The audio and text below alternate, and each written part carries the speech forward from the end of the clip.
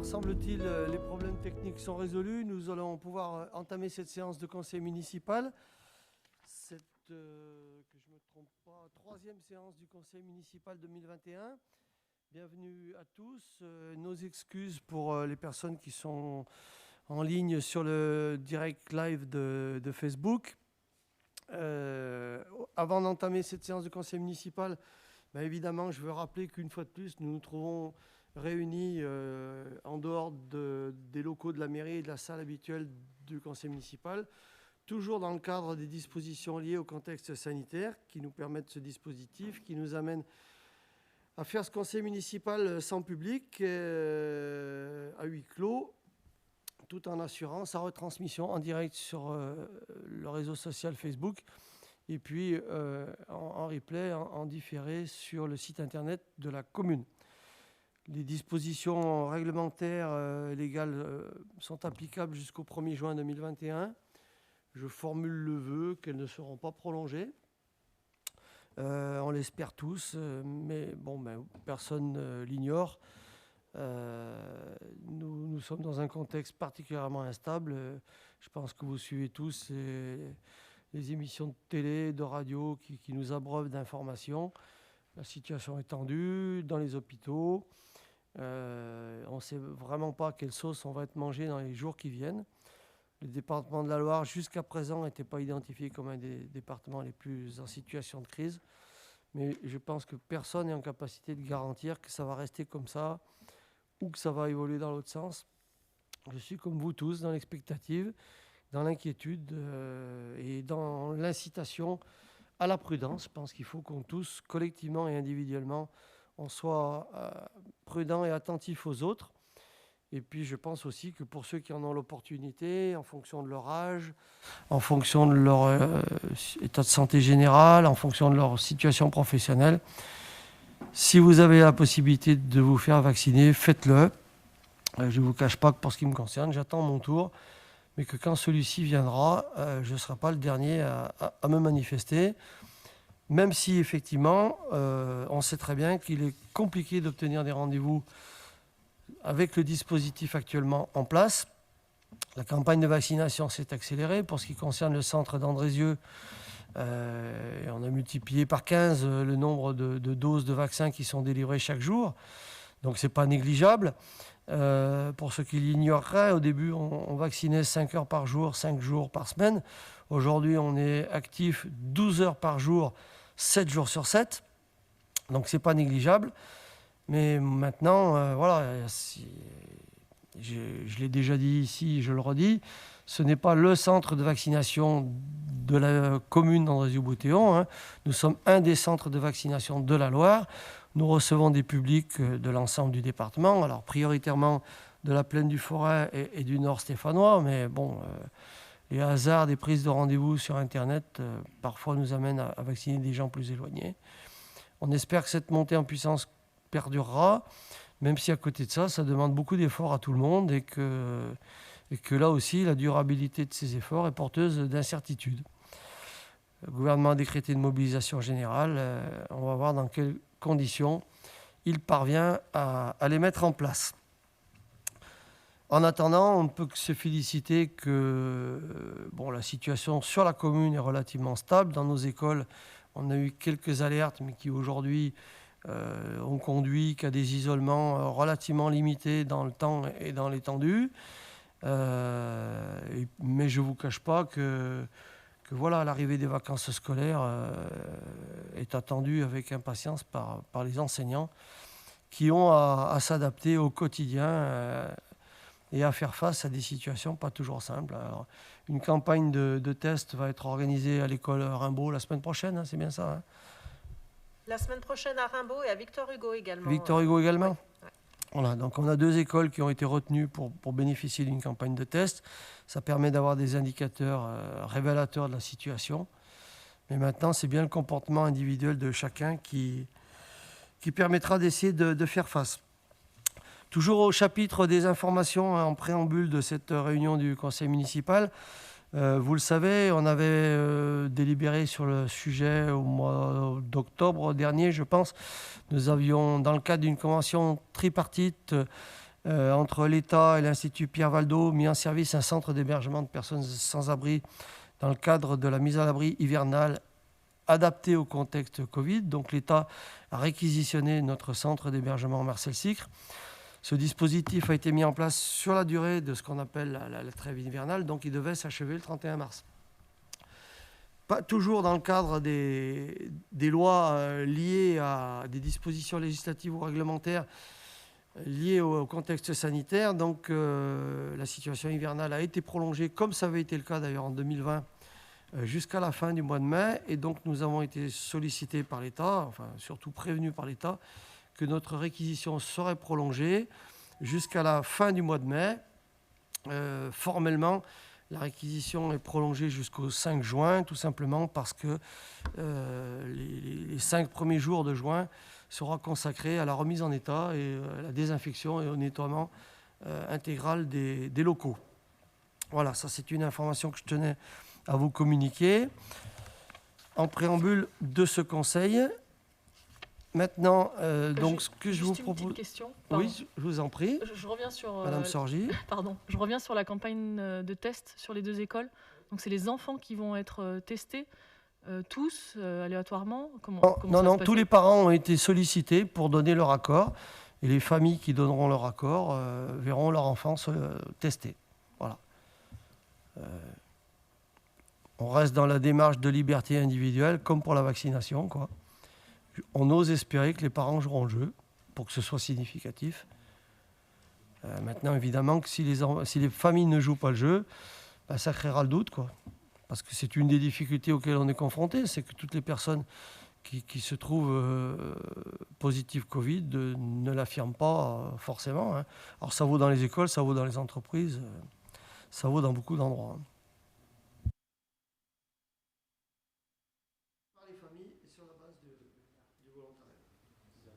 Donc avant de poursuivre et pour entrer véritablement dans le vif du sujet, donc je vous propose de retenir la désignation de Pierre-Julien Maret comme secrétaire de séance et à ce titre, je vais lui demander de procéder à l'appel nominatif des membres présents.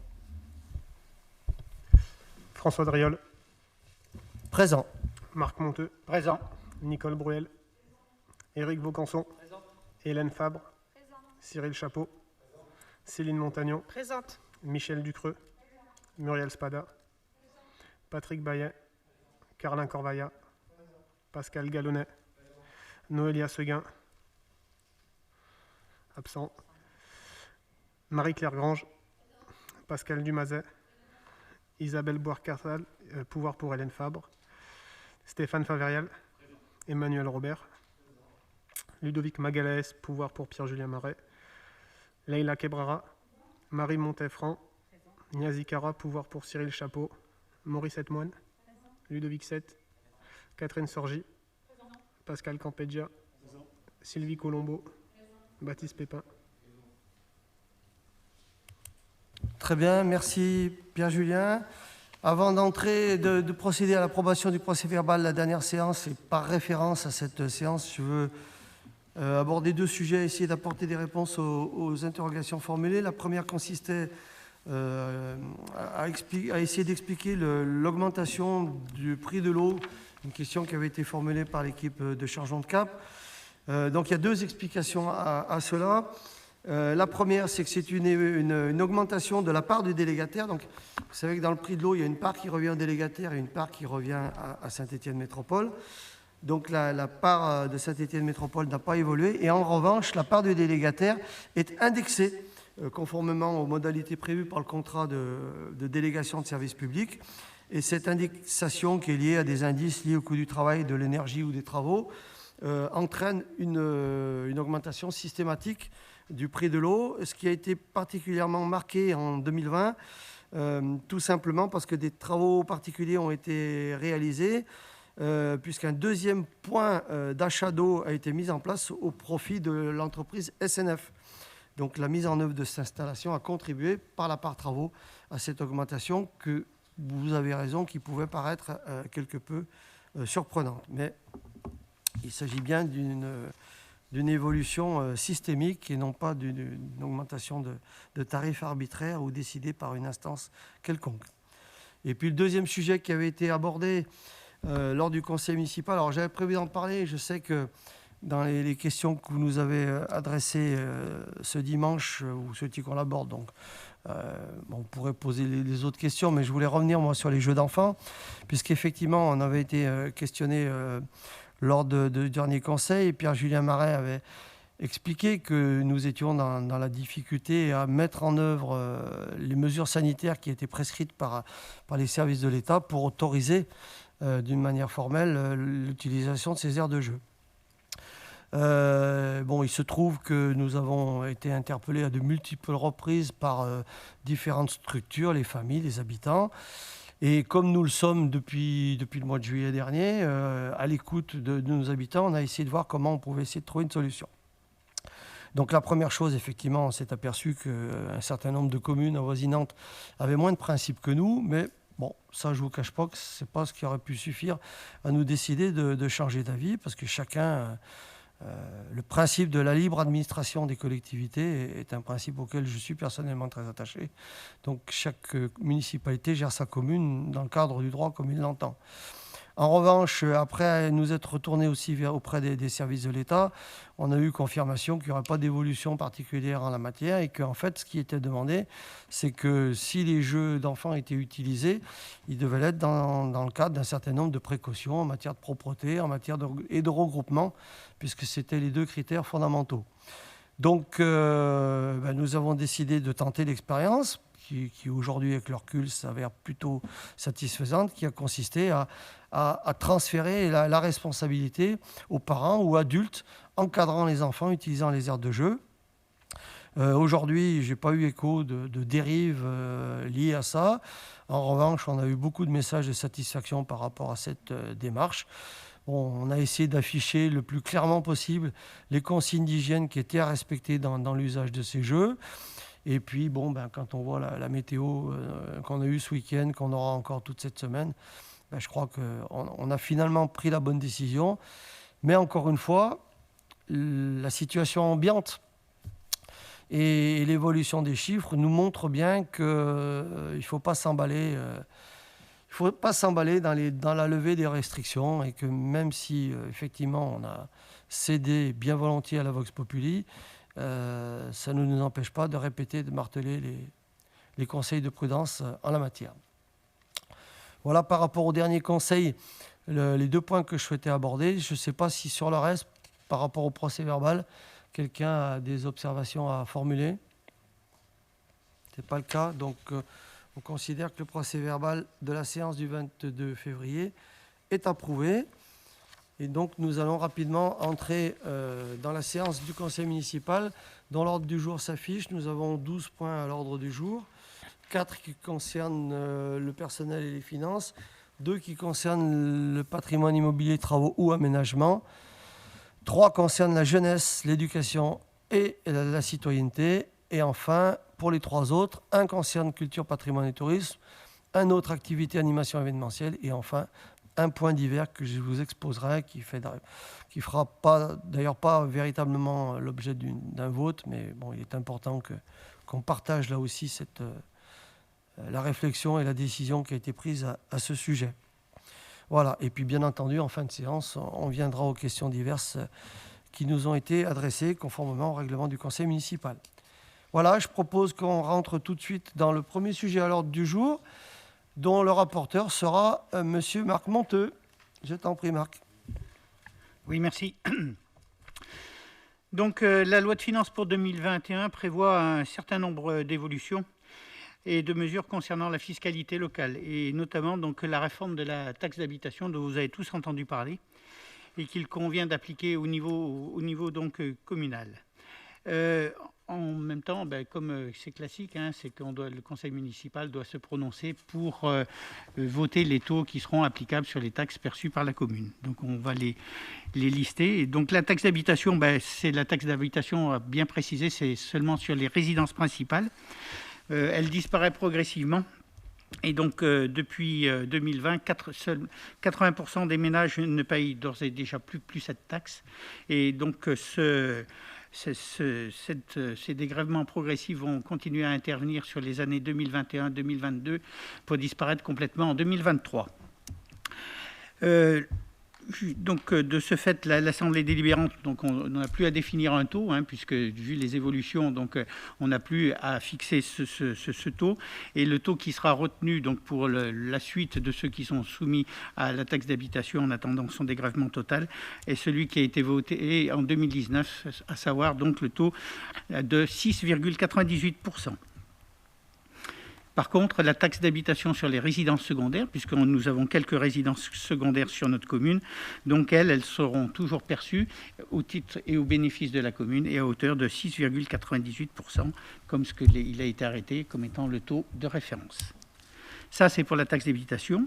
La taxe foncière, pour compenser cette perte, puisque finalement donc, la commune ne percevant plus la taxe d'habitation, donc le législateur a choisi d'intégrer la part départementale de la taxe foncière sur les propriétés bâties, donc, qui était en 2020 de 15,30 et qui sera additionné à notre taux communal de 14,36%. Donc, ce qui fait que dans l'avenir, le taux d'imposition pour la taxe foncière sur les propriétés bâties s'élèvera à 29,66, ce qui veut dire qu'il n'y aura aucun effet d'augmentation des taux, je parle bien des taux, donc pour les habitants d'Andrézieux-Bouthéon pour cette taxe. Sachant qu'il peut y avoir quand même des évolutions qui sont soumises donc, à l'évolution des bases. Le dernier impôt, taxe perçue, c'est la taxe donc, foncière sur les propriétés non bâties. Et donc, comme il avait été annoncé, nous avons choisi de ne pas faire évoluer les taux d'imposition et de les geler. Donc, le taux qui était fixé précédemment donc, à 30,02% est maintenu au même montant.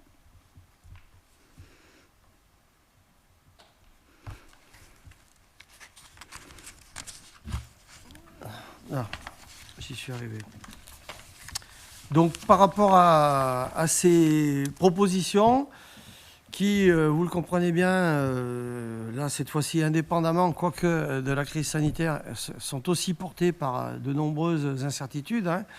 La situation budgétaire de la France n'a pas forcément de quoi être furieusement réjouissante. Et on sait très bien que le risque est réel de voir l'État se retourner vers les collectivités par différents moyens, par des charges, par sollicitation d'efforts particuliers. Malgré tout, on a choisi cette position de sagesse, me semble-t-il. Donc, j'ai besoin de savoir si certains souhaitent poser des questions ou obtenir des explications. Je vous en prie. Madame Sorgi. Oui, c'est juste un petit commentaire. C'est vrai qu'en regardant l'historique, il y a eu une forte augmentation de la taxe foncière en 2011-2012. Je crois que c'était 5% chaque année. Puis progressivement, il y a eu des petites baisses. Donc c'est vrai que là, en gelant les taux, ça nous permet d'avoir une compensation, de retrouver à peu près le niveau de ces années-là. Donc des années avant augmentation. Donc c'est un point positif pour les habitants. Pardon, y a-t-il d'autres remarques? S'il n'y a pas de remarques, je mets... Pardon, monsieur Sett. Ouais, c'est technique là, parce que finalement, en relisant, la taxe d'habitation, finalement, elle est compensée par la taxe foncière venant du département, qui nous revient maintenant. Plus une compensation de l'État, j'imagine, pour arriver au montant de la taxe d'habitation totale. Non, pardon. Le département sert d'intermédiaire. Si vous voulez, l'État a décidé de supprimer la taxe d'habitation, à terme pour l'ensemble de la population. Pour le moment, ce n'est pas tout à fait le cas, mais à terme pour l'ensemble de la population. Et s'était engagé depuis le départ à compenser cette perte pour les collectivités locales. Aujourd'hui, le transfert se fait par une taxe qui était prélevée par le département, qui désormais nous est versée à nous, ce qui nous permet d'avoir une compensation sur notre perte de taxe d'habitation. Et derrière, l'État compensera d'une autre manière auprès des départements. Ah, mais ça équilibre... C'est très technique. Complètement, quoi. Oui. Alors, au taux actuel, le problème, c'est que la difficulté, c'est compensé intégralement, mais sur un taux gelé. Donc je parlais tout à l'heure de libre administration des collectivités. Nous avons perdu la possibilité d'augmenter ou de diminuer nos impôts. Ça s'appelle du centralisme démocratique ou quelque chose comme ça. S'il n'y a pas d'autres questions, je mets aux voix. Qui est contre? Qui s'abstient? Approuvé à l'unanimité. Je vous remercie. Et on passe au point numéro 2. Marc Monteux continue. Oui, donc c'est une délibération qui est annoncée, hein, puisque au fur et à mesure donc, des conseils municipaux, vous avez été amenés à approuver donc, des créations de postes, et on avait toujours justifié ces créations de postes dans le cadre d'avancement, de modification du tableau des effectifs, et on avait convenu qu'une fois par an, donc, on allait faire ce toilettage. Ce toilettage, il vient donc pour l'essentiel, à part, donc je vais tout de suite faire une parenthèse, hein, c'est-à-dire qu'on profite de cette délibération pour créer 2 postes supplémentaires, ce qui était actuellement un poste donc dans le cadre d'emploi des attachés territoriaux pour la création d'un poste d'attaché principal dans le cadre du recrutement d'une personne qui occupera le poste de directeur du pôle ressources. Et le deuxième, on a une de nos collaboratrices qui a réussi le poste l'examen pour devenir rédacteur principal de 2e classe. Et pour nous permettre de la nommer dans ce poste, donc il faut qu'on crée donc, ce grade. Pour tout le reste, écoutez, donc c'est la suppression des différents postes qui existent et qui sont vacants et qui ne sont pas nécessaires donc, toutefois en conservant certains pour éviter d'avoir à recréer dans le futur proche des postes équivalents. Donc toutes les filières sont concernées et ces modifications portent parce qu'on a eu des départs en retraite, des mutations, des avancements de grade, des promotions internes et à ce titre on a retoileté l'intégralité des différentes filières et vous avez donc la liste qui vous est, je ne vais pas refaire relire la liste, mais vous avez donc toute la liste qui vous est présentée, autant dans les filières administratives, filières techniques, les filières de la police municipale, du médico-social et du culturel. Alors dans la mesure où c'est un sujet aussi technique, malgré tout, je veux tout de suite préciser que la création d'un poste de cadre territorial, d'attaché territorial, sera compensée dans quelques mois par la suppression d'un autre poste. Ce n'est pas un emploi supplémentaire concret. Simplement, nous anticipons sur un départ en retraite qui interviendra après l'été, à l'automne prochain, on va dire. Je suis un peu quelques doutes sur la date exacte, mais à l'automne prochain. Et donc, de manière à ne pas être pris au dépourvu par rapport à cet emploi stratégique de coordination des services ressources, nous avons souhaité lancer un avis de vacances d'une manière suffisamment anticipée. Et cette personne nous rejoindra nos services qu'à la fin du mois de juin, voire au 1er juillet. La date exacte n'est pas totalement calée, mais donc la personne a été retenue pour réaliser tout le processus de recrutement qui implique notamment le fait qu'elle doive respecter son délai de préavis. La création de ce poste est présentée aujourd'hui, mais au bout du compte, à la fin de l'année, on sera aussi sur le même nombre de postes. Je ne dis pas que ça ne se produira pas, mais le jour où on créera véritablement un poste en supplément par rapport à la situation existante, on n'aura pas le poisson, vous en serez clairement informés. Voilà, je voulais insister là-dessus. Est-ce qu'il y a d'autres questions? Eh bien, si les choses sont claires, je mets aux voix. Qui est contre? Qui s'abstient? Approuvé à l'unanimité. Merci. Sujet suivant. Monsieur Monteux garde la parole. Merci. Merci. Donc là, il s'agit du plan de formation des agents que l'on vous propose pour les années 2021 à 2023. La loi de janvier 2017 relative à l'égalité de la citoyenneté a rendu obligatoire l'élaboration d'un plan de formation. La dernière délibération qui a été prise en sens, c'est donc en décembre 2019 pour donc, le plan de formation de l'année 2020. Vous vous doutez bien qu'avec l'impact de la crise sanitaire, le plan de formation n'a pas pu être suivi tel qu'il aurait été souhaité. Mais par contre, il y a quand même eu 268 jours qui ont été effectués dans le cadre de la formation et suivis par nos agents de la ville d'Andrézieux. Donc maintenant, nous, on souhaite mettre un plan de formation qui soit à l'échelle pluriannuelle pour avoir donc vraiment un plan qui puisse être adapté aux besoins de la collectivité, mais aussi aux souhaits des agents. Ce plan, donc, on a défini des axes stratégiques de cette vision pluriannuelle en essayant d'anticiper nos besoins et d'accompagner au mieux la professionnalisation de nos agents sur une plus longue période. Parce que sur un an, c'est toujours difficile. Il y a des formations qui sont en plus qui se déroulent sur plusieurs années, donc c'est beaucoup plus simple de le faire en pluriannuel. Ce plan de formation est élaboré à partir du recensement des besoins, comme nous l'avons dit, en fonction de la politique de formation définie, en fonction de l'évolution souhaitée au niveau des compétences, puisqu'il y a de nouvelles compétences qui sont prises, et on a aussi des évolutions donc, dans tous les postes. Ce plan de formation s'articule autour de deux parties, la définition de la politique de formation et le détail des formations collectives envisagées, transversales ou spécifiques. Nous avons défini 5 axes prioritaires. Je vais vous en donner la lecture. C'est donc les formations liées à l'évolution de la collectivité et de ses métiers, ainsi qu'à la professionnalisation de la fonction managériale.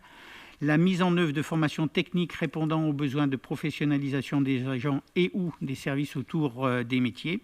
Les formations concourant à la sécurité, au bien-être et à la prévention des risques professionnels. On est très attaché à ce type de formation pour justement se prémunir de tout accident du travail. Les formations d'accompagnement, ces formations d'accompagnement, c'est des formations qui sont donc données à des personnes qui sont dans le cadre d'emploi de qualifiants et des emplois aidés. Et enfin, donc, les formations personnelles qui sont demandées par les agents et qui rentrent aussi dans le compte personnel de formation qui a remplacé l'ancien DIF, droit individuel à la formation. C'est en vue éventuellement de changement d'orientation professionnelle.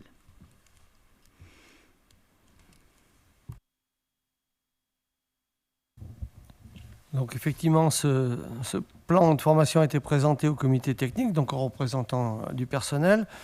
Moi, je vais insister un petit peu sur cette notion de pluriannualité qu'on essaie de mettre en œuvre aussi au niveau du budget. Il y a vraiment une logique d'étaler dans le temps et d'essayer de faire en sorte qu'il y ait une cohérence d'une année sur l'autre dans nos projets de formation et de dépenses d'une manière générale.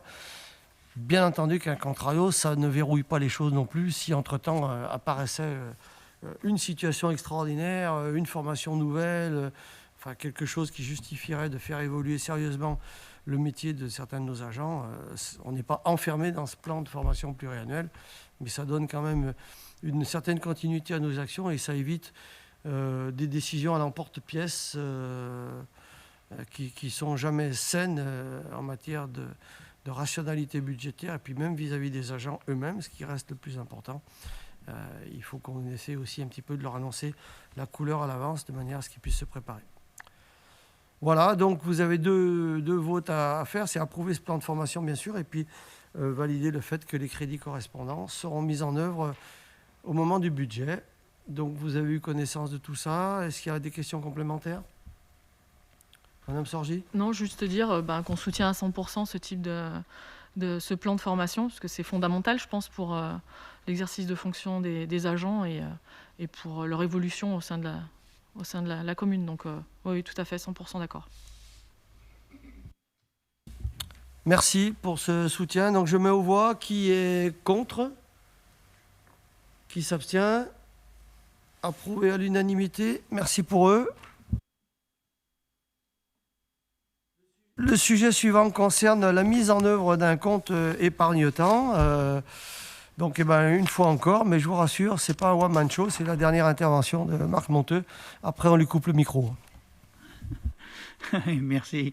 Oui, donc c'est toujours dans le cadre de cette politique de gestion de nos ressources humaines que nous avons été amenés à constater que, en fait, il y a des dispositions qui impliquaient donc la mise en place de compte épargne-temps depuis 2004. Ça n'avait jamais été fait donc à la commune d'Andrézieux-Boutéon. On a souhaité remédier donc à ce manque, parce que pour nous ça nous paraissait quelque chose d'important, même pour dire presque essentiel. Et donc on a un peu anticipé en devançant donc les demandes qui auraient pu être exprimées par les représentants du personnel.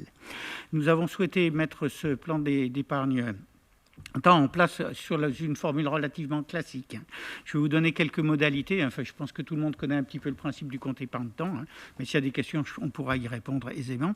Donc, les salariés qui ne peuvent pas prendre tous leurs congés sont amenés ou ont des repos compensateurs ou ont fait des heures supplémentaires qu'ils ne peuvent pas forcément récupérer dans un laps de temps qui leur convient, ont la possibilité de mettre ces jours, parce que tout se transforme en jours, en ce qu'on appelle donc en CET, compte épargne-temps.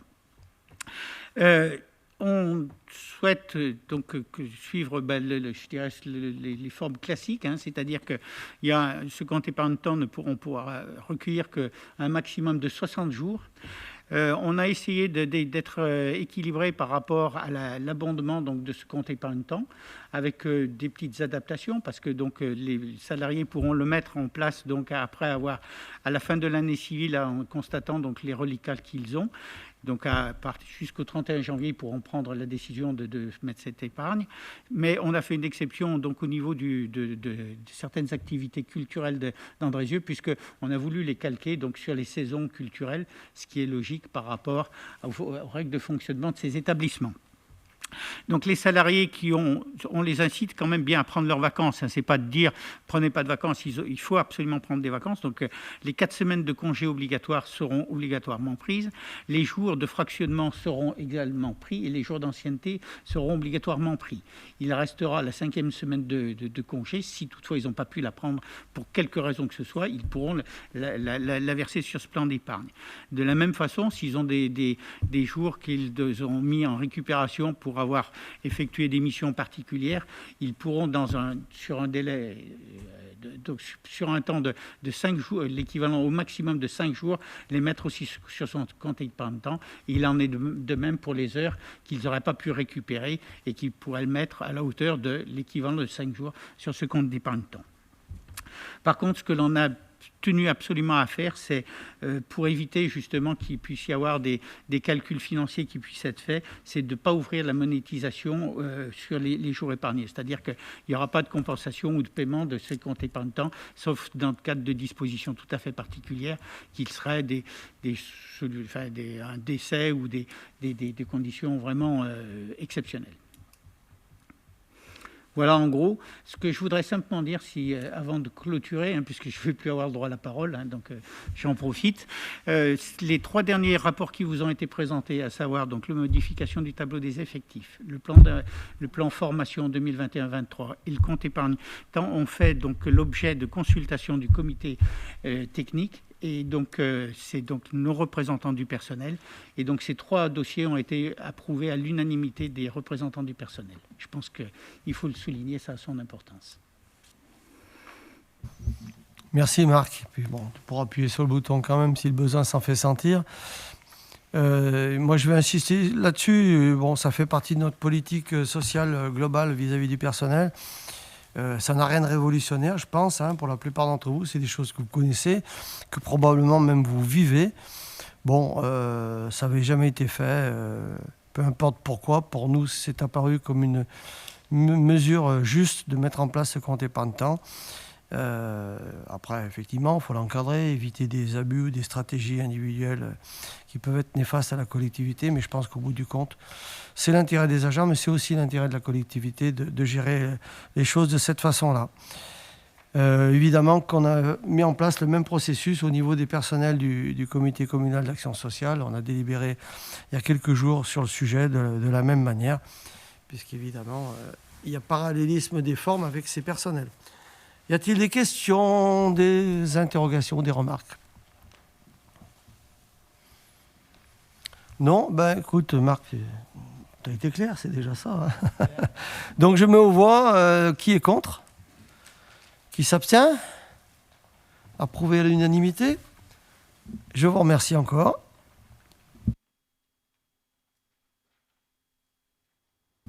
Alors le sujet suivant concerne la convention de prêt à usage pour le réseau de très haut débit avec le Ciel, et je propose à Éric Vaucanson de nous rapporter ce projet de délibération.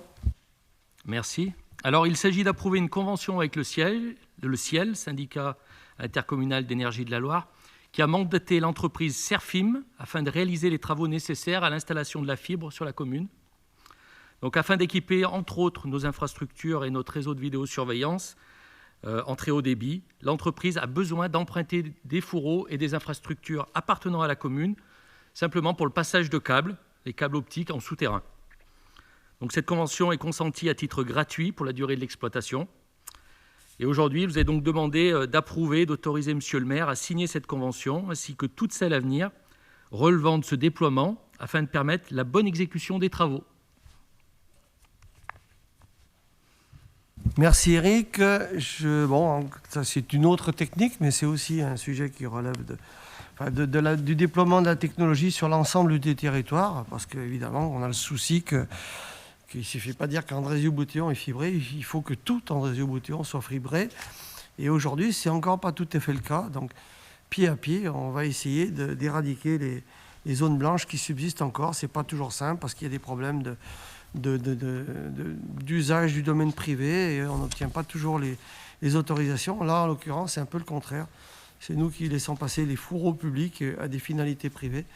Mais je pense que c'est aussi une politique générale de donner accès à toute la population, y compris aux activités économiques ou associatives, à cette nouvelle technologie. On le sait tous. On ne peut pas d'un côté dire aux gens travailler à distance et puis en même temps pas tout faire pour leur donner les moyens de pouvoir le faire dans de bonnes conditions. Est-ce qu'il y a des questions complémentaires, des remarques? Non? Alors je mets aux voix. Qui est contre? Qui s'abstient? Approuvé à l'unanimité. Merci. Nous passons au point 6 qui concerne une autorisation de signer des demandes de permis de démolir. Donc si vous n'y voyez pas d'inconvénient, je vais vous présenter effectivement ce projet qui concerne deux autorisations de démolir. Si j'étais taquin, je dirais qu'il y en a une, on arrive un peu en retard parce qu'on ne va pas démolir grand-chose, c'est tombé tout seul. Hein. Mais donc on a un ténement qui est situé à l'angle des rues Mathieu de Bourbon et de la Guérite sur Bouthéon-Bourg. Et puis l'autre concerne une propriété qui est impasse de la Paix, qui est abandonnée depuis déjà pas mal de temps. Ces deux projets, ces deux constructions étaient restées un petit peu en attente et en stand-by. Et puis notre crainte, c'est que cette attente dure encore un peu. Et on ne veut pas laisser la situation se dégrader, ne serait-ce que par respect, tout simplement, à l'égard des riverains qui subissent les nuisances de ces deux constructions, j'ose le dire, à l'abandon. Donc la première que vous avez sous les yeux, c'est celle de Bouthéon. Donc vous pouvez le constater, la démolition ne sera pas extrêmement problématique. Clairement, pour le moment, on démolit, on fait place nette. On verra, la nature a horreur du vide. Donc soit on aménagera un petit espace vert, soit une ou deux places de stationnement, soit on combinera les deux. Ça reste à définir. On aura l'occasion de vous en reparler lorsque des projets émergeront. Mais de toute façon, on ne fera pas émerger de projets sans reprise du processus de concertation citoyenne qui fait partie de nos fermes intentions de ce mandat. Mais bon, vous savez tous pourquoi la concertation citoyenne aujourd'hui se fait à distance et d'une manière parcimonieuse. Mais on espère bien que la situation évoluera dans les mois qui viennent. Et d'ici là, ça ne nous empêche pas de mettre propre cet angle de rue. Et puis le second concerne l'impasse de la Paix. Donc la photo date un peu, c'est un peu plus défraîchi que ça n'apparaît sur la photo. C'est surtout le petit bâtiment au premier plan là, qui est peut-être aussi visité par quelques rongeurs malvenus ou autres. Donc de la même manière, là nous sommes aussi en attente de peut-être voir si on peut élargir un petit peu notre champ d'intervention sur ce secteur. Mais là encore, on organisera une réunion avec les riverains de manière à prendre leur avis. Alors, si ces avis sont divergents, on arbitrera. Si ces avis sont unanimes, on essaiera le plus possible de les prendre en compte dans les limites du droit de l'urbanisme d'une part et puis de nos deniers, des deniers publics d'autre part. Mais bon, il n'empêche que le meilleur moyen de se préparer à un nouvel aménagement sur le site, c'est de faire place nette. Donc on va démolir ces constructions et là aussi on y installera un aménagement provisoire, un petit espace vert et ou des places de stationnement. Ce sera décidé dans les mois qui viennent, encore une fois, en liaison avec les populations riveraines et directement concernées. Voilà, je ne sais pas si j'ai été suffisamment clair, si vous connaissez les sites, si vous avez des questions, je suis disposé à essayer d'y répondre, Madame Sorgi. Oui, en ce qui concerne l'impasse de la Paix, c'est vrai que on en avait parlé, donc suite à la demande de riverains, donc c'est vrai que c'est une très bonne nouvelle. Et puis s'ils peuvent être impliqués dans le projet, je pense que ça sera encore mieux.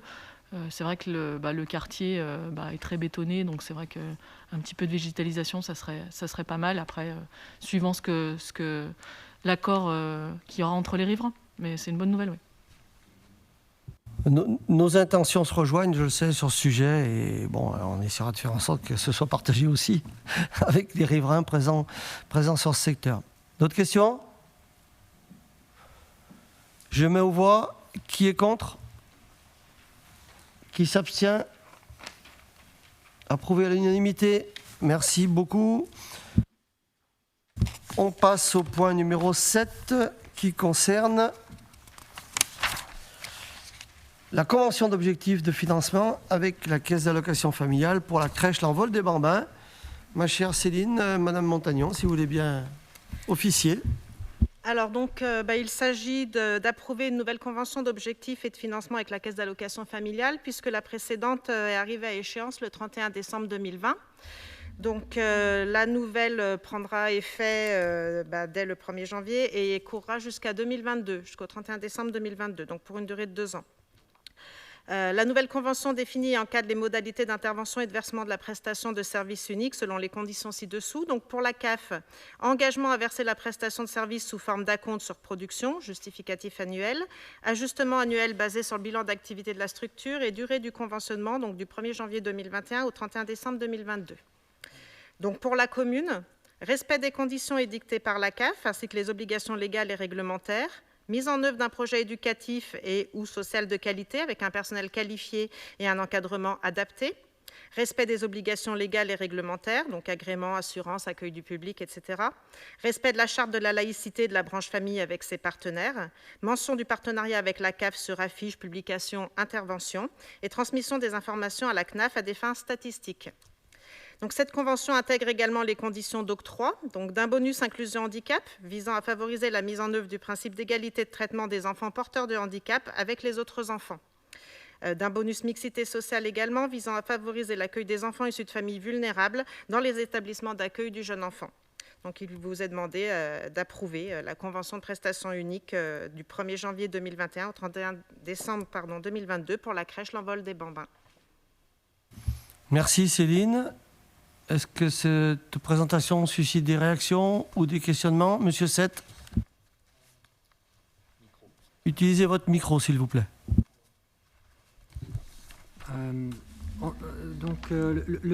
Ce que j'aurais souhaité, c'est un bilan aussi des 2 années précédentes. Est-ce que ça a été fait par Alors déjà, la CAF et vous? C'était 4 années, puisque la convention précédente avait démarré au 24 octobre 2016. D'accord. Donc j'aurais bien voulu c'était 4 avoir... années. Alors, là, tout de suite, non, je ne l'ai pas. D'accord.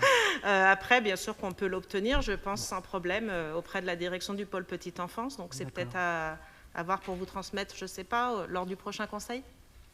Oui, alors, pour être plus précis, il y a une arrière-pensée, il y a un questionnement. Non, mais je veux dire, un point particulier sur lequel... Ah non, aucun. Non, c'est d'une manière globale.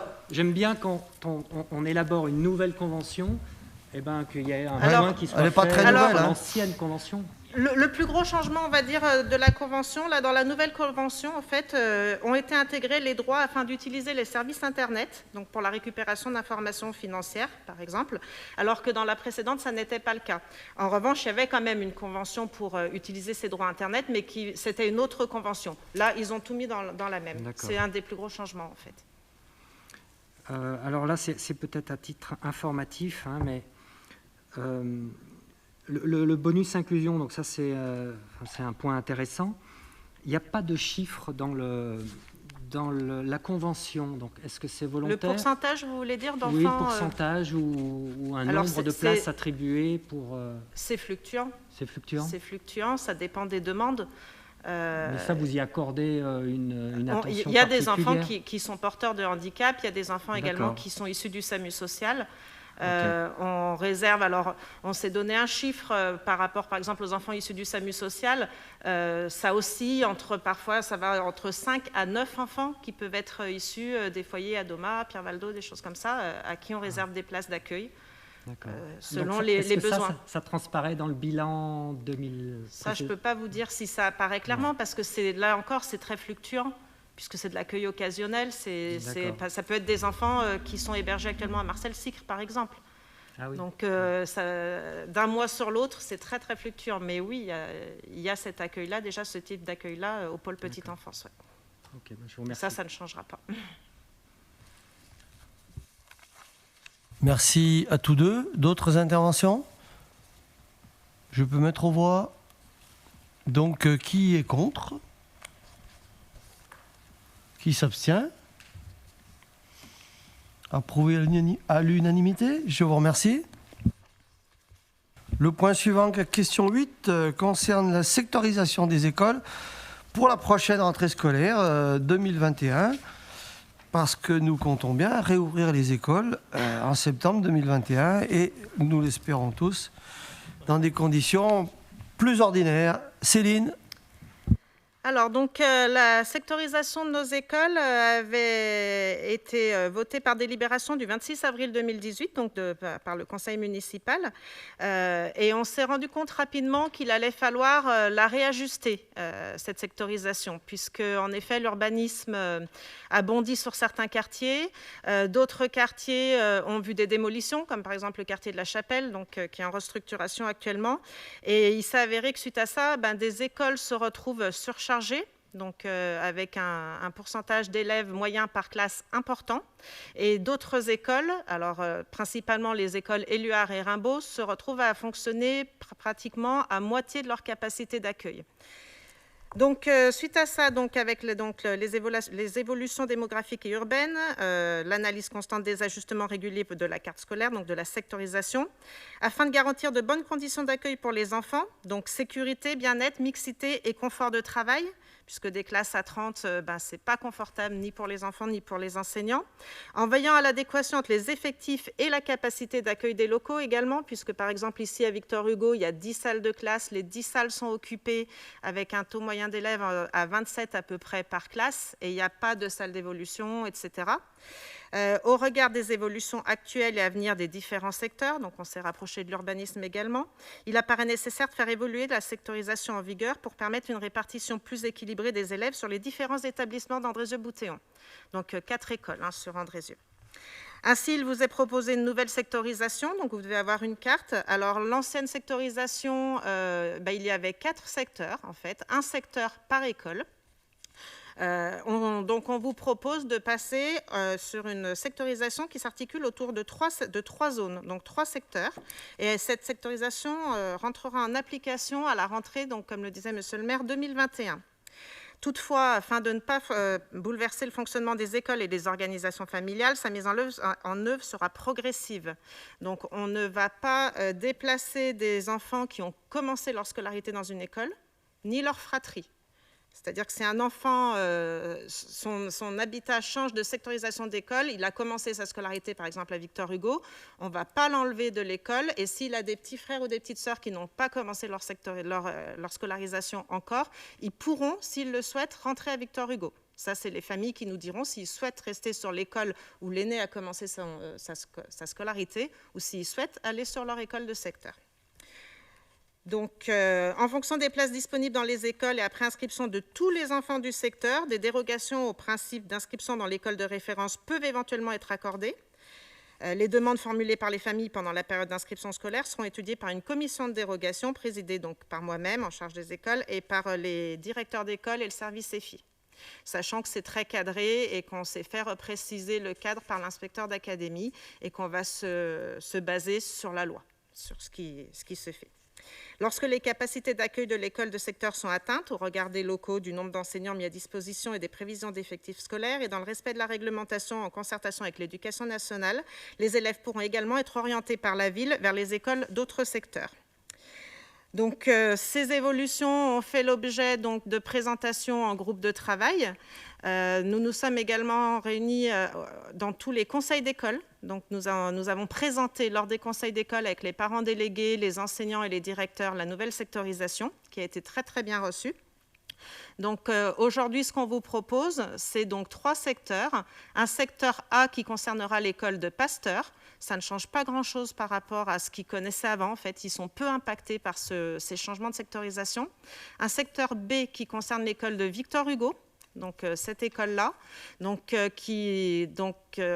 va essayer d'alléger un petit peu les effectifs sur cette école parce que là maintenant on ne peut pas pousser les murs. Et un secteur C qui concerne les écoles de Éluard et Rimbaud, et on va essayer justement de ramener des élèves dans ces écoles pour essayer de ne plus fermer de classes, puisque ces 3 dernières années il y a eu des classes fermées sur ce secteur et que c'est très facile de fermer une classe mais très difficile d'en réouvrir une. Donc le but, c'est essayer de stopper un petit peu cette hémorragie de perte de classes sur la commune par cette nouvelle sectorisation. Voilà, donc il vous est demandé d'adopter les périmètres scolaires des écoles maternelles et élémentaires et groupes scolaires pour la rentrée de septembre 2021, conformément aux cartographies qu'on a pu vous faire passer ou projeter. Si vous avez des questions. Merci Céline pour cette présentation et puis pour l'investissement qui a été mis avec les services sur ce travail. Là, je reconnais que pour une première année de mandat, c'était une année scolaire un peu particulière, mais bon, on est bien obligé de faire face à cette situation. Il fallait faire quelque chose avec la cartographie scolaire. Moi, je veux insister sur le fait que nous n'avons pas eu une approche technocratique ou dogmatique.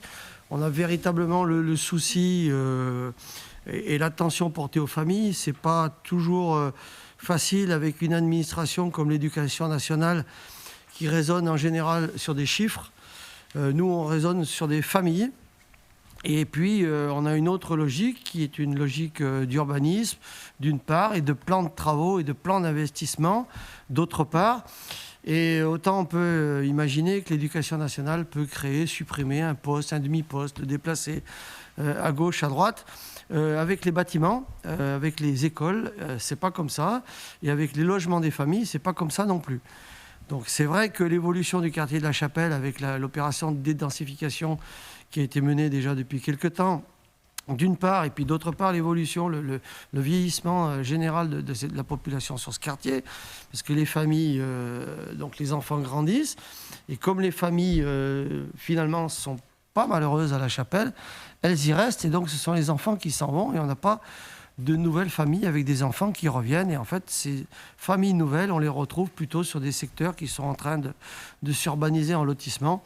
Donc il fallait qu'on essaie d'avoir un réajustement permettant une mise en cohérence de la répartition dans les salles de classe.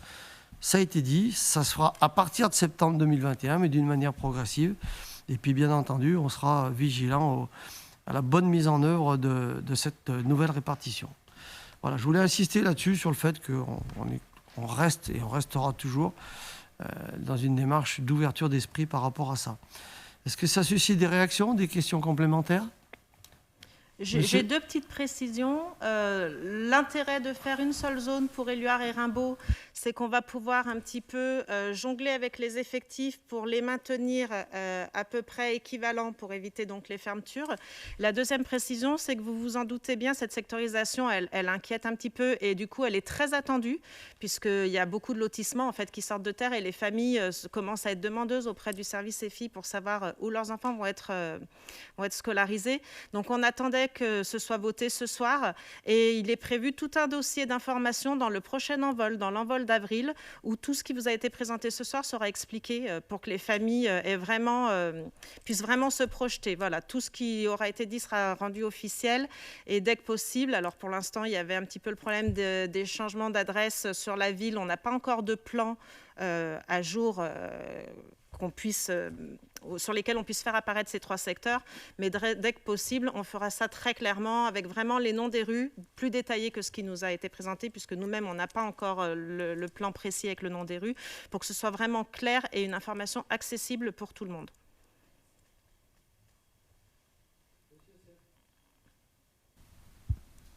Voilà, donc d'un point de vue général, voilà, la démarche nous paraît intéressante.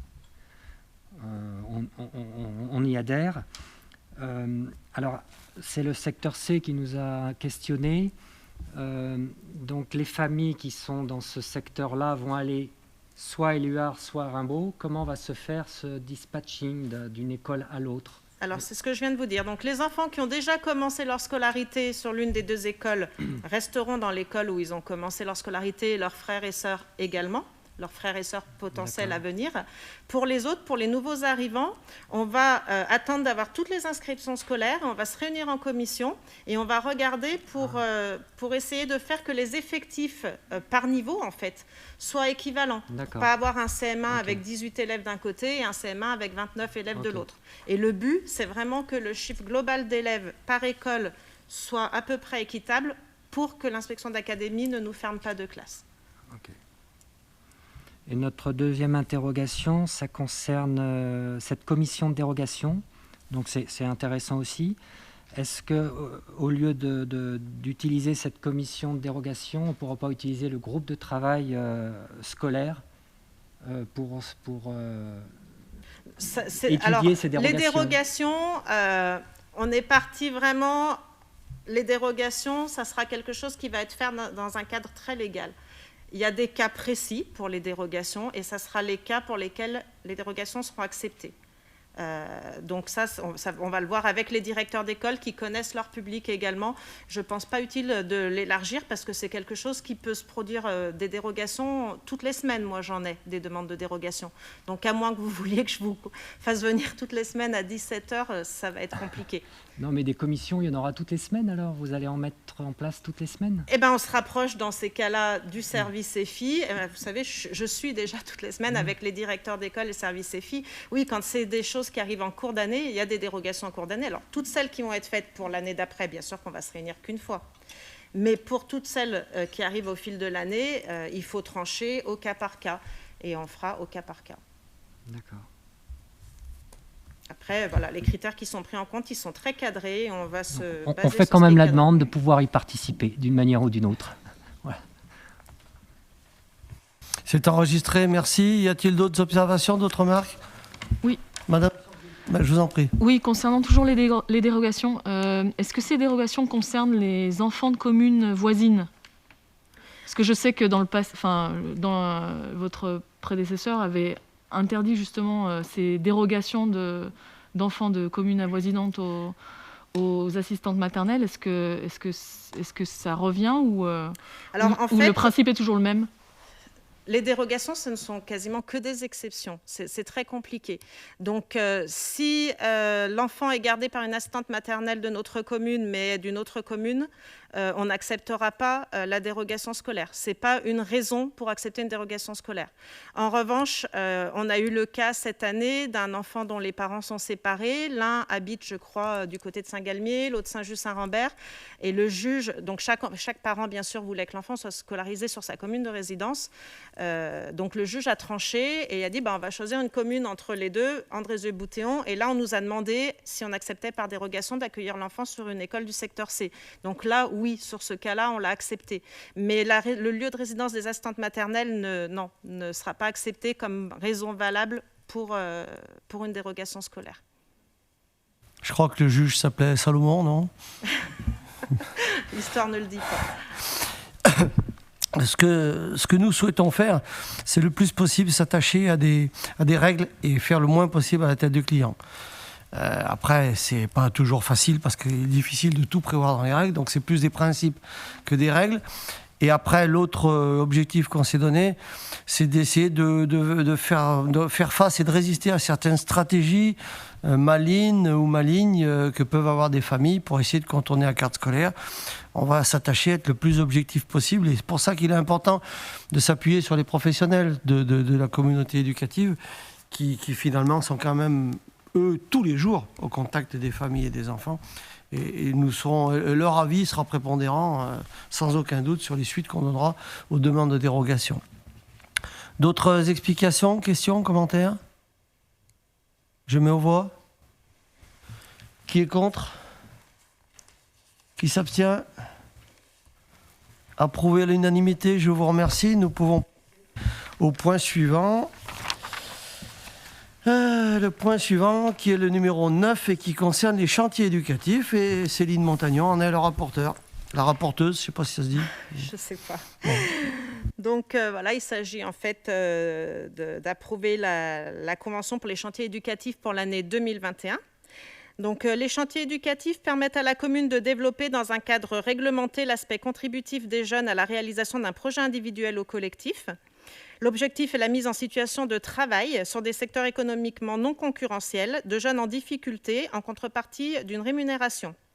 Sont priorisés les jeunes entre 16 et 25 ans en difficulté d'insertion sociale, scolarisés ou non, et connus par les partenaires associés au recrutement. Donc, par exemple, la mission locale, la prévention spécialisée, les services sociaux départementaux. Ce dispositif adopté depuis plusieurs années présente les caractéristiques suivantes pour 2021. La liste des chantiers éducatifs sur la commune sera arrêtée en partenariat avec les structures chargées de l'aide au recrutement. Il s'agira de travaux nécessitant beaucoup de main-d'œuvre, donc aide aux services municipaux par exemple, espaces verts, voirie en particulier, remise en état d'équipement, renfort lors de manifestations communales. L'encadrement technique des jeunes sera assuré par le personnel communal pour certains groupes et ou par l'association Sauvegarde 42 et ou également par l'association Andrézieux-Boutéon Animation ABA.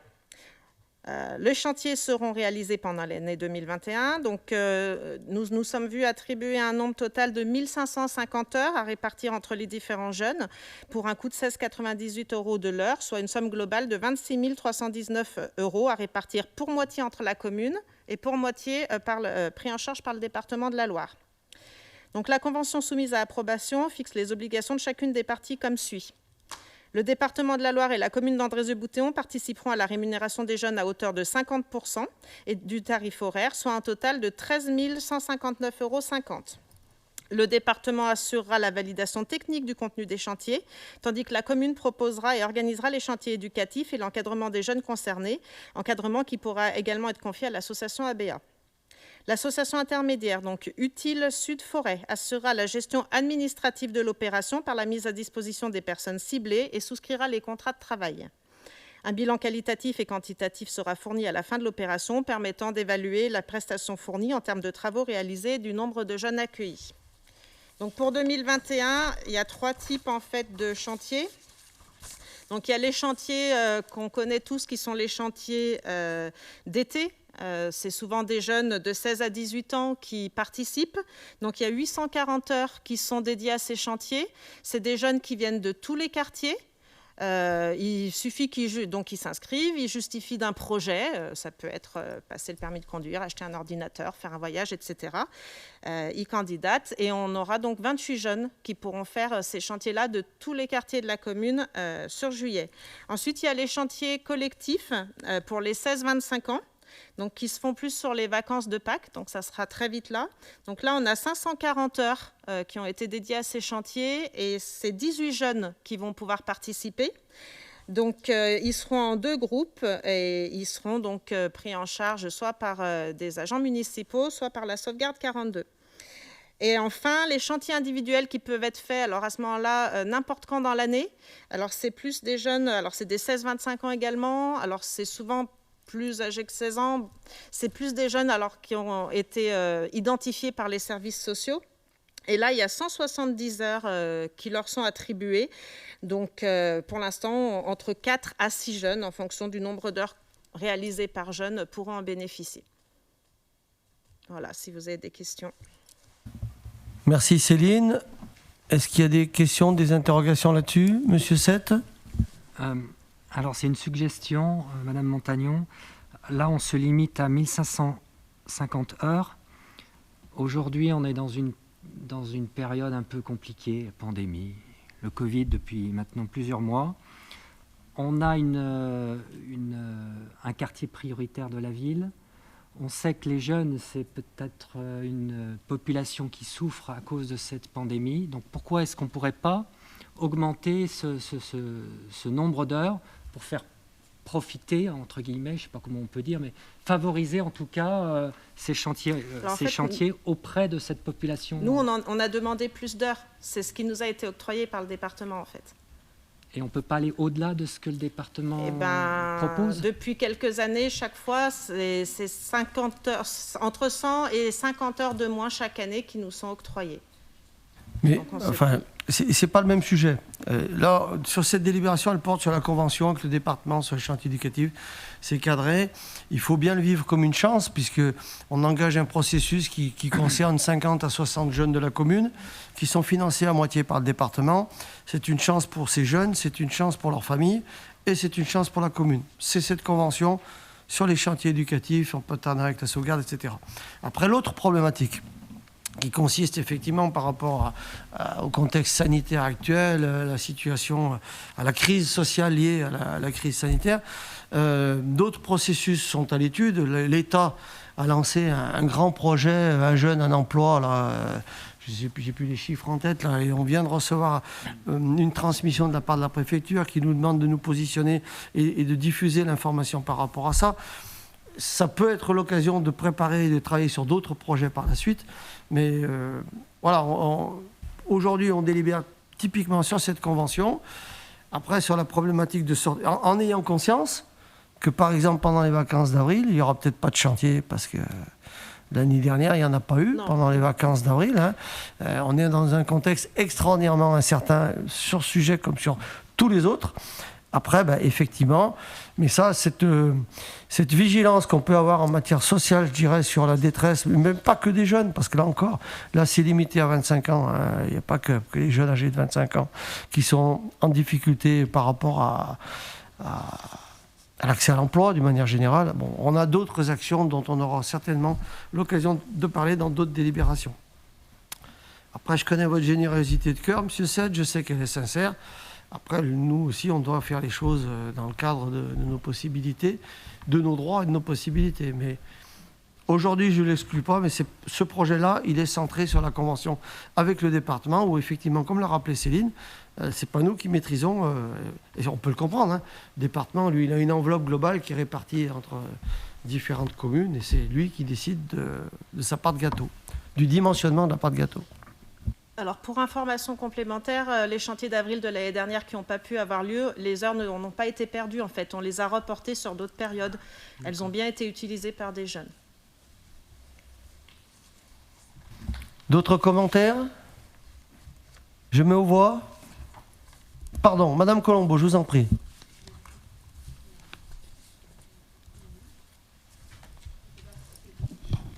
Oui, c'est bon. Oui, Monsieur Sett, si vous pouvez couper votre micro parce qu'on est limité en nombre de micros. Merci. Moi, j'avais juste une question par rapport à la convention. Est-ce qu'il y a une répartition de la parité, justement, homme-femme, qui est demandée au niveau de cette convention? Alors, au niveau de la convention, non, je ne crois pas que ce soit précisé. En revanche, sur le terrain, on a eu une réunion la semaine dernière avec les partenaires, les différents partenaires des chantiers éducatifs. Au moment de la sélection des candidats, ça sera le souhait, c'est qu'il y ait cette parité, cette mixité, en fait, hommes-femmes, sur les différents chantiers, et essayer également qu'elle soit cette mixité sur les différents quartiers au maximum, même pour les chantiers collectifs et individuels, parce que la remontée du terrain qu'on en a, c'est que ça se passe beaucoup mieux quand il y a cette mixité-là. Je peux vous confirmer que sur les années précédentes, les groupes étaient mixtes.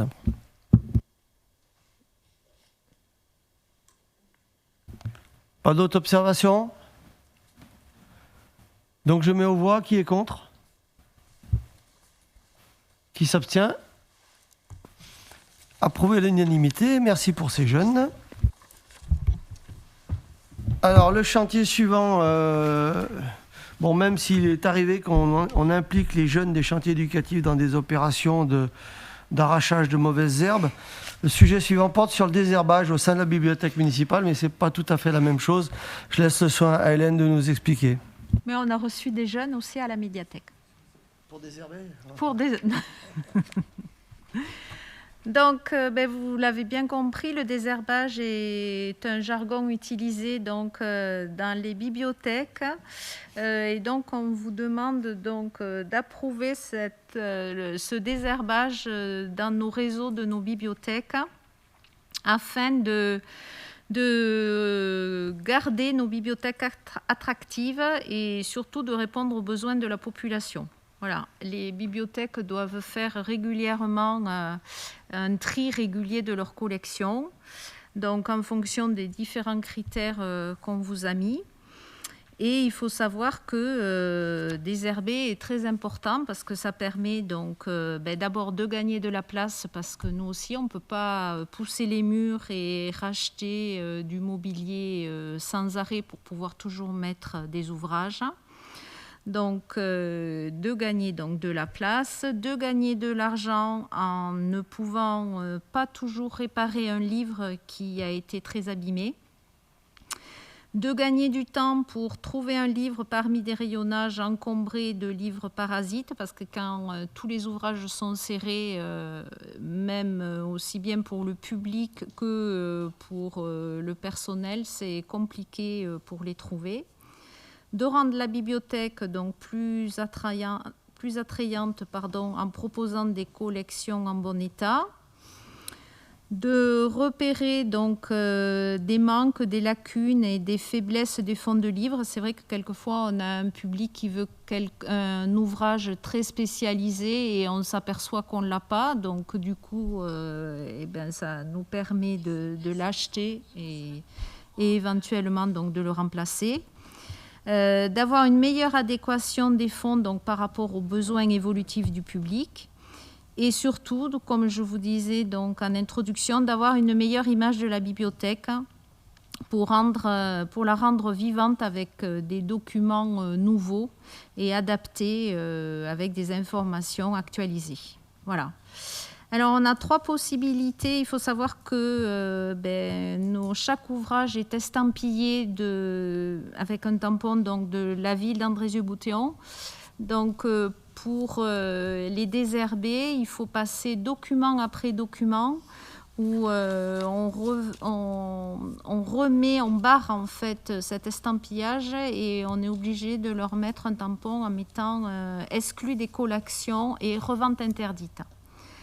Donc, s'offrent à nous 3 possibilités concernant ces ouvrages désherbés. Soit on peut les céder gratuitement donc à des associations, soit les vendre lors d'une manifestation de la commune dont l'argent sera dédié aussi à des associations ou détruit tout simplement. Alors aujourd'hui, on n'a pas fait un choix arrêté, on attend un petit peu la situation sanitaire, à savoir comment ça va évoluer.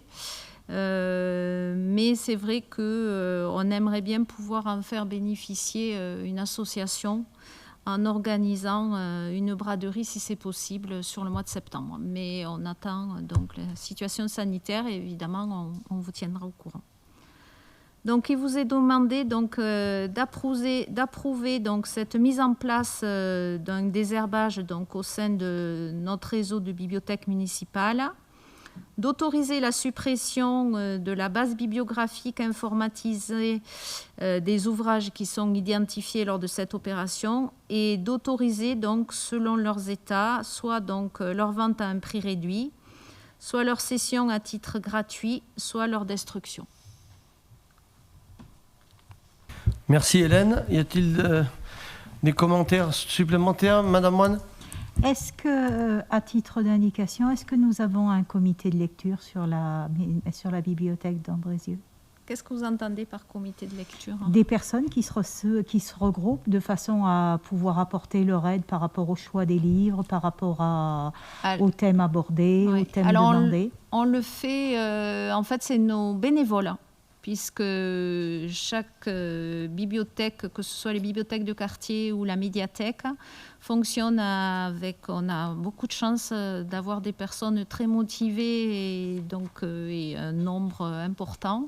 Et donc du coup, elles se regroupent. Alors là, c'est un peu plus compliqué, mais même elles le font en visio s'il le faut, où elles se regroupent régulièrement et donc elles discutent entre elles en fonction des demandes du public, comme je le disais tout à l'heure, ou en fonction des nouveautés ou de leur lecture, parce qu'il faut savoir que c'est souvent des grandes lectrices, bien sûr. Et elles proposent des ouvrages et elles votent donc par petits groupes. Voilà. D'autres questions? Non? La bénévole des bibliothèques n'a pas de remarques à formuler? Merci Muriel. Bon, ben, je mets aux voix, si vous le voulez bien. Qui est contre? Qui s'abstient? Approuvé à l'unanimité, je vous remercie. Le sujet suivant reste du ressort d'Hélène. Je t'en prie. Merci. Alors là, c'est toujours donc, au sein de la médiathèque d'Andrézieux-Bouthéon, mais dans le cadre des journées du développement durable. Donc l'équipe a souhaité participer en organisant donc, un concours photo, de façon à montrer que les bibliothèques sont des acteurs particulièrement engagés donc, dans ces questions, que ce soit sous forme par rapport aux ouvrages qu'elles peuvent proposer, mais pas que. Donc ce concours photo s'intitulera « Photographier sa ville durable » et sera donc ouvert à tous les photographes amateurs ligériens en espérant que, on puisse avoir un maximum de nouvelles personnes pour venir découvrir donc, notre médiathèque. La remise donc, des photos se fera du 10 avril au 29 mai et ensuite donc, nous les exposerons dans le hall du pôle culturel, donc je vous invite à venir les voir, du 1er au 19 juin.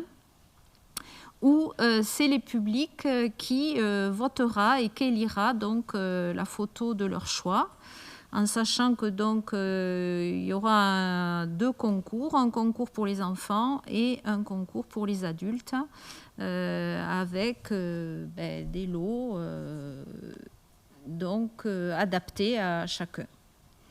Alors je ne sais pas si vous avez pu lire le règlement particulier, donc il détaille les conditions d'inscription, le déroulement du concours, les modalités de participation, la dotation et les droits et responsabilités, bien sûr, des photographes amateurs. Il vous est proposé d'approuver la mise en place de ce concours photo et d'approuver donc le règlement qui est référent. Est-ce que vous avez des questions ou des remarques ? Oui. Monsieur Campédia. Sur petite précision, sur la délibération, les 17 points notés agenda 30, il faut lire, c'est lié à l'agenda de 2030 du développement durable, c'est ce qu'il faut lire? Mais c'est vrai qu'on parlait de l'agenda 21. Oui, mais l'agenda 30, il a été mis en place à l'échelon national, effectivement, et c'est pas à cet ancrage qu'on se raccroche. D'accord. Donc ça veut dire que la commune va initier sur ces 17 objectifs sur différents sujets. J'espère bien. Ouais.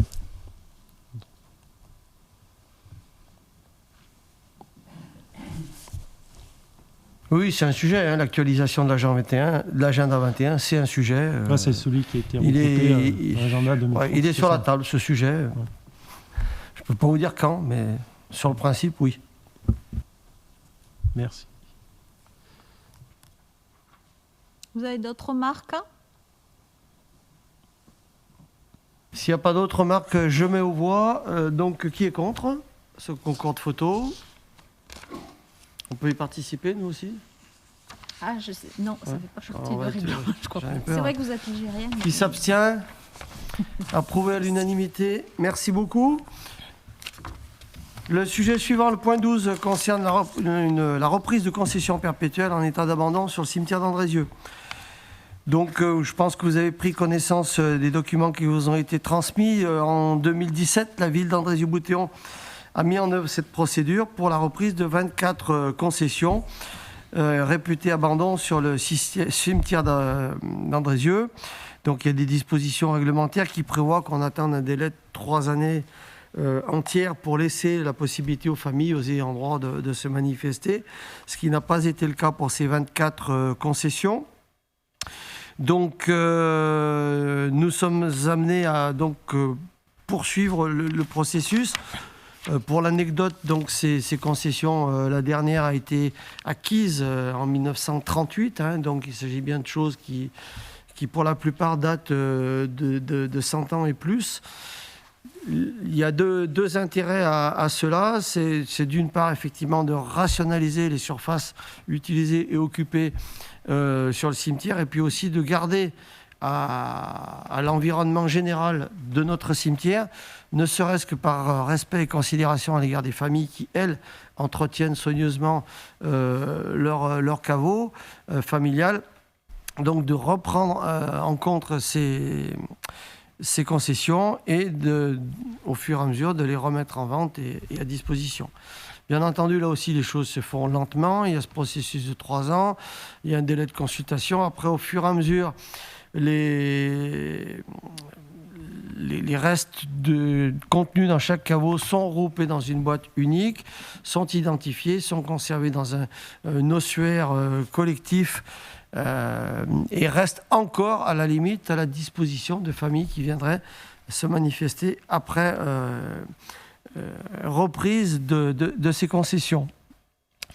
Le nom des familles concernées sera ensuite gravé sur l'ossuaire collectif de manière à ce qu'il puisse encore constituer, le cas échéant, un lieu de recueillement, et en cas de toute demande de réclamation peuvent être restituées aux familles. Alors, il faut savoir qu'en l'occurrence, il s'agit d'une décision qui entre dans le cadre des délégations permanentes accordées au maire de la commune par le conseil municipal en début de mandat, comme vous le savez, comme d'autres. Mais bon, pour moi, ça me paraît important de vous tenir au courant de ces choses, de ces décisions qui confinent quand même à un sujet sensible. C'est pas tout à fait anodin que l'on réaffecte un lieu de sépulture. Et il me paraissait important de vous tenir informé, même si ce sujet ne prête pas à un vote. Voilà, alors je ne sais pas si les documents qui vous ont été transmis et mes explications sommaires sont suffisants ou bien s'il y a des questions complémentaires. Pas de questions complémentaires? Alors je vous remercie. Maintenant, au-delà des informations diverses, s'il y a des questions, je suis tout à fait prêt à y répondre. Et puis sinon, dans le prolongement de cela, eh bien, nous avons reçu ce week-end des questions écrites de la part du groupe Changeons de Cap. Et donc, si vous voulez bien nous les présenter. En fait, je voudrais revenir sur une délibération, en profiter si c'est possible pour avoir des informations sur la délibération des permis de démolir sur Boutéon, puisque cet angle de rue en fait est très proche de la construction qui est prévue, qui est en attente. On voudrait savoir si vous avez des informations à ce sujet-là, où en est le projet. Alors le projet a fait l'objet d'une première décision de justice au mois de septembre, de mémoire. Et donc le porteur du projet a fait appel de ces décisions de justice, qui n'a pas été jugé en deuxième instance. Et très clairement, ça fait partie des raisons pour nous d'attendre avant d'engager quelques projets que ce soit, puisque vous l'avez dit, il est très proche, il est même mitoyen, carrément. Donc, et c'est d'ailleurs pour ça que jusqu'à présent, ce tènement était resté un petit peu en attente. Mais bon, vous avez vu les photos, puis je pense que vous y passez les uns les autres. On peut pas mettre en valeur un château, un lieu touristique, et puis garder cette pouillerie, parce que j'ai pas d'autres mots. Donc on va nettoyer ce coin, et puis on va attendre que d'un point de vue judiciaire, la situation soit réglée, et en fonction du rebond et de ceux qui ont engagé le recours contentieux et du porteur du projet, et ben à ce moment-là, on avisera et on vous présentera on présentera aux gens du secteur nos orientations sur ce tènement.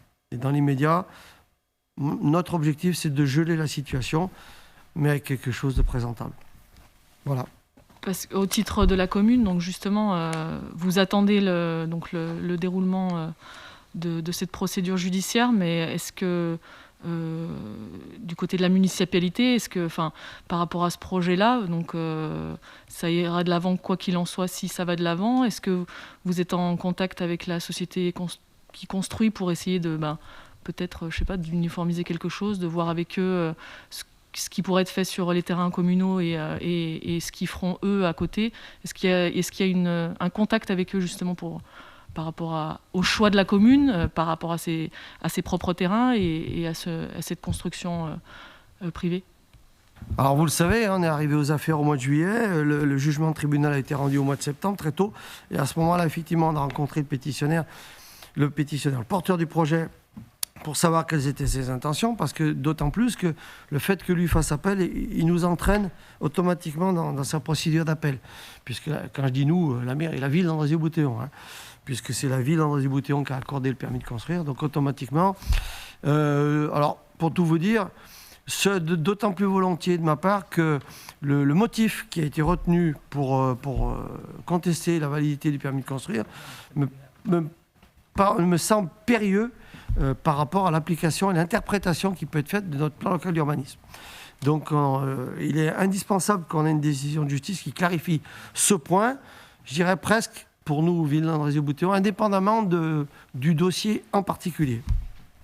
Puisqu'il y a une interprétation par rapport à une disposition qui vise exclusivement la rue de Bourgard, qui n'est pas tout à fait à côté d'un autre traitement, et là, le juge est allé chercher quelque chose d'assez surprenant.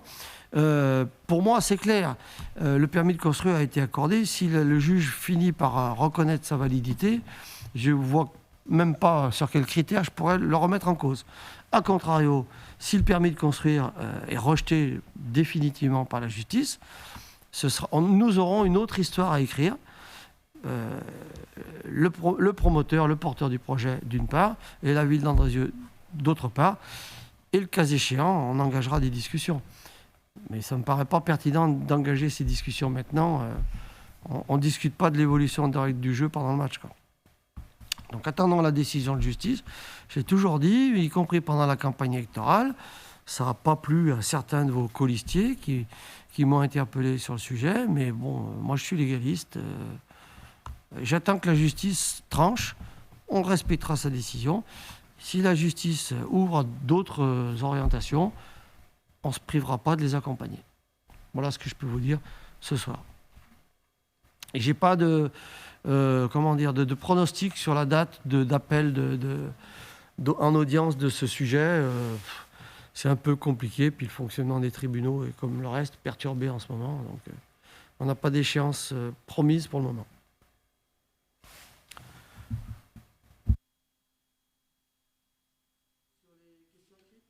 Je vous en prie.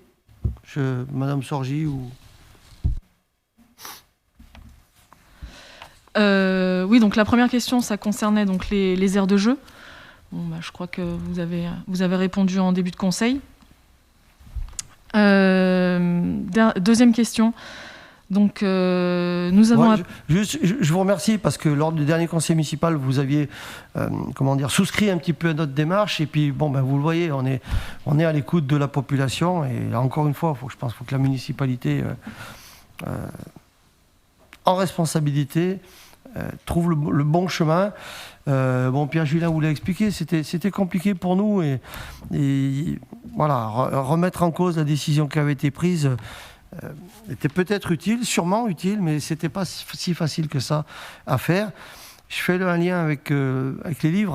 On a pris la décision de fermer la boîte à livres qui est dans le jardin de la Casa.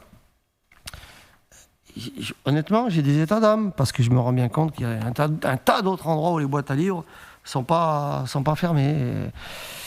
Et je pense que ça, c'est pas une urgence. On ne provoque pas de détresse psychologique en maintenant la boîte à livres fermée.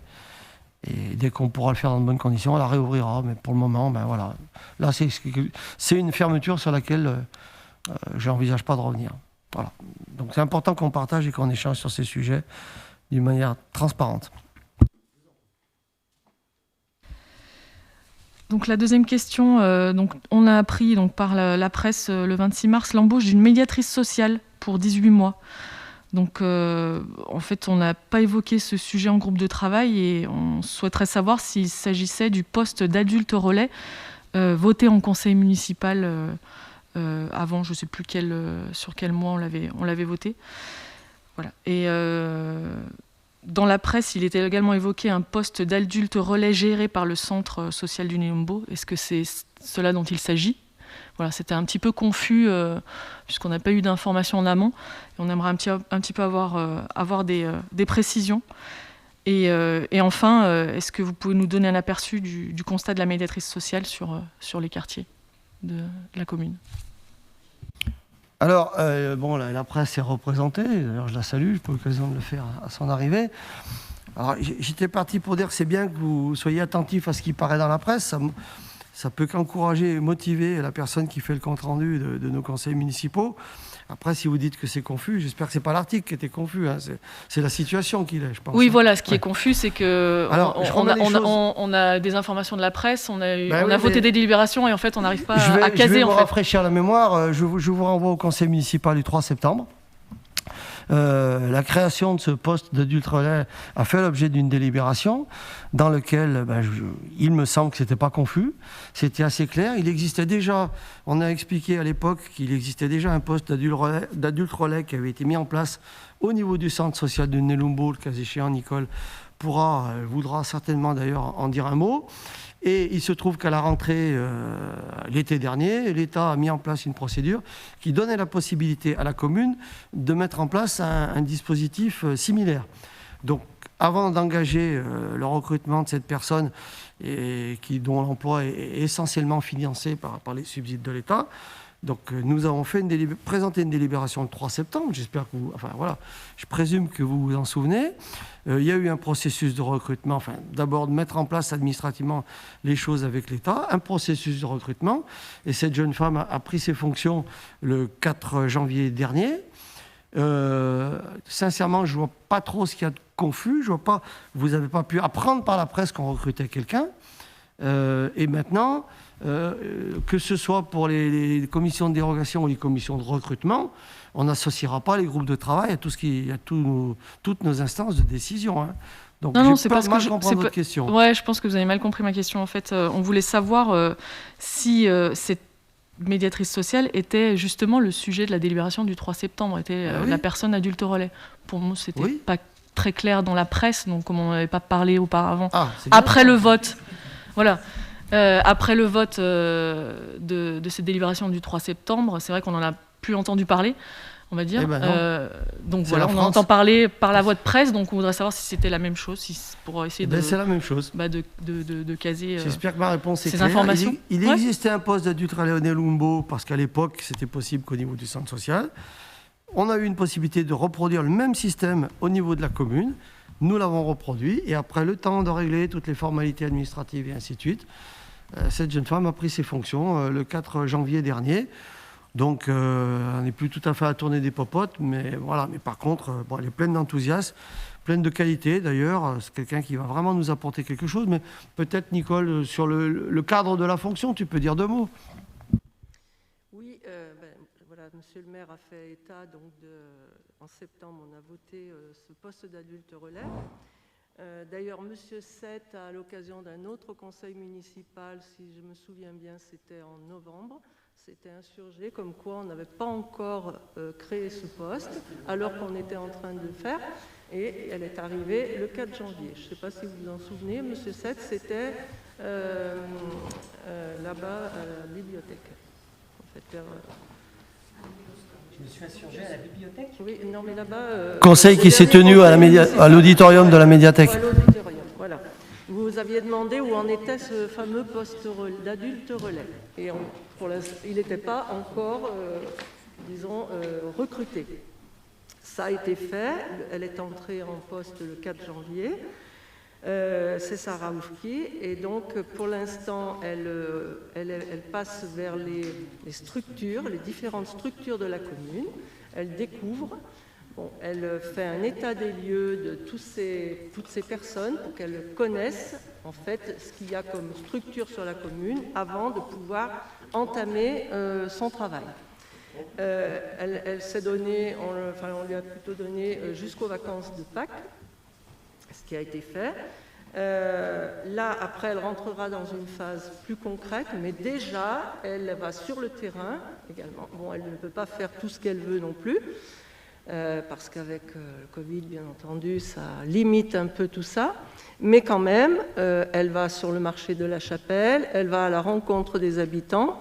Elle travaille aussi en partenariat avec la médiatrice du centre social, puisqu'elles font le même travail, mais pas dans les mêmes... La médiatrice du centre social le fait plus avec déjà le public qu'il y a au centre social, alors qu'elle va à la recherche des personnes invisibles. Voilà, son travail, ça va être ça. Par exemple, jusqu'à maintenant, elle a réussi à faire venir des femmes au RCAB, là-bas, les samedis, tous les 15 jours, il y a de la gym, enfin de tout ça. Donc, elle a fait venir ces personnes-là, et il y en a quelques-unes qui sont restées. Donc voilà, petit à petit, elle les met en relation et elle va aussi inciter les personnes à découvrir les différentes structures de la commune qu'elles ne connaissent pas forcément, aussi bien le CCAS, qu'il y en a beaucoup qui ne connaissent pas, CASA, etc., etc. Voilà. J'espère que la réponse est claire. Je ne vous cache pas que je suis assez surpris parce que le fait de nous dire, nous avons appris par la presse, ça laisse sous-entendre qu'on vous cache des choses ou autres. Là, ça tombe mal parce qu'effectivement, tu as raison, ça a été réévoqué dans un autre conseil municipal. Après, j'ai cru comprendre dans un autre échange de mails que vous avez pu avoir avec nous, vous êtes encore en contact avec des élus qui ont participé au mandat précédent. Je pense qu'ils ont dû vous raconter un petit peu leur histoire, ce qu'ils ont pu vivre. On répond systématiquement à vos mails, on répond à toutes vos questions au conseil municipal, on se rencontre en préambule de chaque conseil municipal. Et je vous assure, on fait tout ce qu'on peut pour que vous ne découvriez rien dans la presse. Après, si les articles de presse sont confus, ça, c'est pas ma responsabilité. Ça se réglera avec le rédacteur en chef du journal. Mais au-delà de cette boutade, ne cherchez pas d'arrière-pensée ou de stratégie. Franchement, voilà, j'ai été très surpris par cette présentation des choses.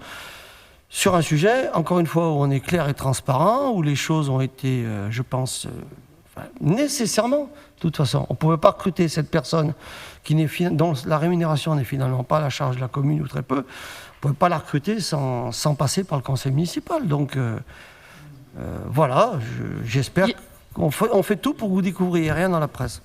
Oui, il n'y avait pas de...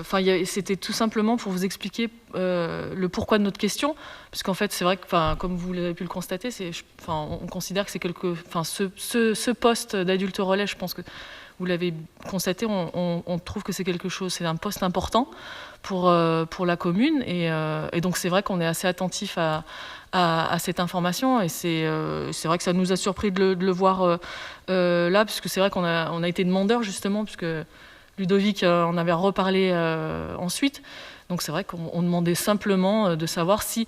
Parce que, désolé pour la presse, c'est vrai que l'article en fait parlait d'une médiatrice sociale d'une part, de la part de la commune, et un adulte de relais de la part du centre social. Donc c'est vrai que comme les termes étaient aussi... ont été utilisés dans les deux cas, c'était pas très... on voulait savoir un petit peu... avoir plus de détails en fait, mais il n'y avait pas plus non plus, c'était simplement pour vous mettre dans le contexte de pourquoi notre question en fait, simplement. Mais nous non plus, ne voyez pas le mal dans nos questions, c'est simplement... Vous avez été surprise, moi je suis surpris. Voilà. Vous êtes surpris par votre question, mais moi je suis surpris par ma réponse. Mais on ne va pas aller plus loin, puis on va dédouaner le progrès. Si le progrès n'a pas été clair, c'est que dans les réponses que nous avons apportées sur ce sujet, on n'a pas dû être très clair nous-mêmes. C'est pour ça donc c'est certainement de notre faute. Voilà. Mais j'espère que ce soir on l'est. Vous avez bien compris, c'est finalement le même poste auquel on attache, nous aussi, énormément d'importance. Quand l'État nous a offert cette opportunité, on s'est précipité dessus. D'une part, dans l'intérêt évidemment de tous ceux qui vont bénéficier de cette action, dans l'intérêt de l'agent lui-même, parce que je rappelle qu'on a souvent reproché à la ville d'Andrézieux-Bouthéon de ne pas offrir des possibilités d'accès à l'emploi à des gens de la commune et à des gens du quartier. Et ben là, en l'occurrence, c'était verrouillé. Hein. Donc, de toute façon, il fallait que ce soit quelqu'un du quartier, il fallait que ce soit quelqu'un de moins de 26 ans, si ma mémoire est bonne. Hein. Bon, il y avait une limite d'âge qui était à respecter. Donc, tous les clignotants sont au vert, en ayant bien conscience aussi que c'est une action à durée déterminée. Donc, comme toutes les actions à durée déterminée, ça pose le problème de son achèvement derrière, parce que et c'est là où un peu les actions de l'État sont ambiguës aussi, hein, parce que l'État finance pendant 2 ans, pendant 3 ans, ou 18 mois en l'occurrence, et après, si jamais on s'aperçoit que son rôle est indispensable, et si l'État retire son financement, qu'est-ce qu'on fait? On remercie mademoiselle Oufki, on lui dit merci, au revoir et bonne route. Vous me direz, elle se sera fait une ligne de CV, certainement intéressante. Elle aura complété son répertoire téléphonique, ce qu'on lui souhaite de tout cœur. Mais il y a peu de probabilité qu'on crée un emploi supplémentaire sur notre tableau d'effectifs. Même si on est toujours prêt à le mettre à jour, vous l'avez entendu. Hein. Maintenant, après, si vraiment ça s'avère nécessaire et indispensable de pérenniser ce poste, c'est une question qu'on se posera. Hein. Alors après, la masse salariale constante, ça voudra dire qu'on supprimera un poste ailleurs. Pourquoi pas? Et puis sinon, voilà, ça pose la question. Mais dans un environnement budgétaire qu'on nous souhaitons contrôler et maîtriser, une masse salariale aujourd'hui qui est raisonnable, mais voilà, qu'on ne souhaite pas voir exploser. On a d'autres orientations dans notre programme en matière de recrutement qu'on ne met pas en œuvre tout de suite parce que justement, on compte nos sous et on attend d'y voir un peu plus clair dans l'évolution de la situation. Donc c'est un peu ce que j'évoquais tout à l'heure. Je n'exclus pas d'amener des créations de postes là complètes dans l'application de notre programme. On en a annoncé, donc la moindre des choses, ce serait de tenir parole. On le fera, mais bon, on le fait dans la réflexion. Voilà. Mais bon, j'espère qu'il n'y a plus de malentendus là-dessus et que tout le monde, parce qu'après tout, ça peut être l'opportunité de tout le monde, apportera sa contribution pour faciliter la tâche de cette médiatrice.